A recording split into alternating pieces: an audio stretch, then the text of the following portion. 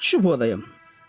Global బెతేనియా Calvary ministry తరపున ఈ వారం యొక్క చివరి దినమైనటువంటి శనివారం దినములో మరొకసారి మీ అందరితో కూడా దేవుని యొక్క వాక్యమును పంచుకోవడానికి దేవుడు నాకు ఇచ్చిన గొప్ప అవకాశాన్ని బట్టి మీకు అందరికీ కూడా వందనాలు తెలియచేసుకుంటున్నాను.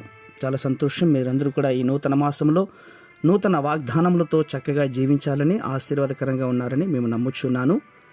ఈరోజు కూడా దేవుని యొక్క పరిశుద్ధమైన లేఖనంలో నుండి మరొక మాటను చదువుతున్నాను. దయచేసి గమనించండి.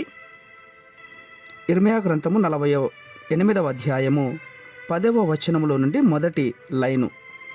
యెహోవా కార్యమును అశ్రద్ధగా చేయువాడు శాపగ్రస్తుడగునుగాక.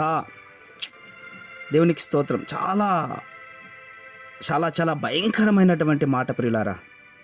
ఏంటంటే, దేవుని కార్యములను అశ్రద్ధగా చేయువాడు శాపగ్రస్తుడు. అవును, ఇస్సాకు తన కుమారుడైనటువంటి ఏశావుతో, నాయనా, నీవు అడవికి వెళ్ళి వేటాడి మాంసమును తీసుకొని రా, దాన్ని నేను తిని నిన్ను ఆశీర్వదిస్తాను అని చెప్పాడు. అయితే అతడు అజాగ్రత్తగా నిర్లక్ష్యముతో ఎక్కడైనా ఏదైనా దొరికితే పట్టుకెళ్దాంలే అనే తలంపులతో మెల్లగా వేటకి వెళ్ళాడు ప్రియులారా. ఈ లోపల తన తమ్ముడైనటువంటి యాకోబు ఆ భోజనం తీసుకొచ్చి తన తండ్రికి ఇచ్చి తినబెట్టి ఆ ఆశీర్వాదంను కాజేశాడు. జాగ్రత్తగా వినండి.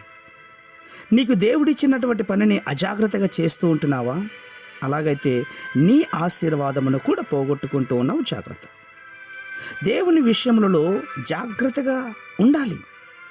దేవుడు నీకు ఇచ్చినటువంటి దేహమును బట్టి, బలమును బట్టి, డబ్బును బట్టి, సమయాన్ని బట్టి జాగ్రత్తగా ఆయన కొరకై ఉపయోగించుకోవాలి. దేవుని కార్యములను భయముతో, భక్తితో తరచుగా జాగ్రత్తగా చేస్తూ ఉండేవారై ఉండాలి.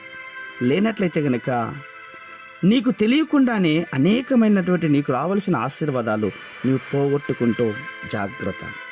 కాబట్టి ఈ నూతన మాసంలో ఈ శనివారం దినమయందును కూడా ఆ ఆశీర్వాదములన్నీ కూడా నీకు, నీ కుటుంబానికి రావాలి అంటే నేడే సిద్ధపాటు కలిగి రేపటి దేవుని మందిరావరణకు వెళ్ళి మొదటి ఆదివారమున దేవుడిచ్చే బలమైన వర్తమానములు విని పరిశుద్ధమైన బల్లాలో పాల్గొని దేవుని బిడ్డలుగా, దేవుని శిష్యులుగా మార్చి నీకు రావలసిన ఆశీర్వాదాలు పొందుకోమని కోరుకుంటూ ఉన్నాను. పరిశుద్ధమైన మా ప్రియ పరలోకపు తండ్రి, చాలా లోతైన మాటలు మాతో మాట్లాడారు.